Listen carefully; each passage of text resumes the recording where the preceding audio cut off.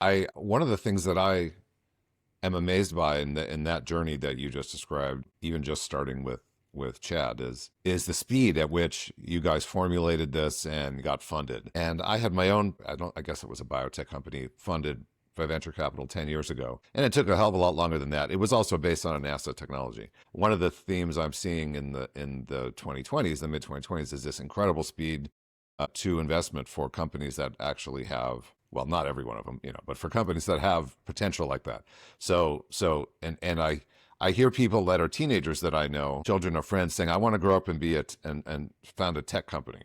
And that's not something in my generation dreamed of because it wasn't a thing yet.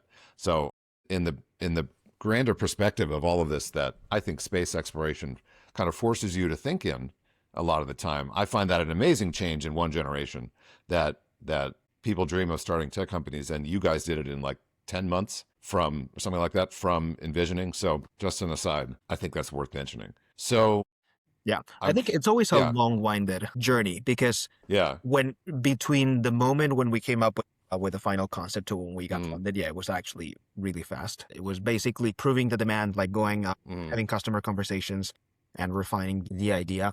But we had been thinking about potential industries, potential applications for mm, a lot longer. Even I had been wanting to start a company and learning about different industries for years before. okay, Jen and I started working together. I know he also had the intention. So it's always like this exponential buildup of, mm, as a kid, maybe you want to do this in the future, or know mm, you would like to do this, and then you start thinking harder and educate yourself about things, and then as you learn more and more, you start picking up speed until the point mm, where you get to the knee of the curve. In our case, that was finding the model, deciding that we were mm, going to do personal metabolomics, and then at that point, at least in the current environment, sure, you get lucky, you can get funded yeah. by by some amazing VCs out there, or get a grant or something.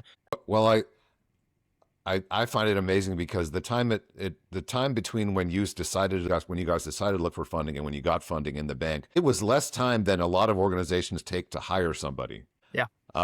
And not just government organizations, but like large corporations. And that is such a huge difference in speed to result, speed to market. So that continues to boggle my mind.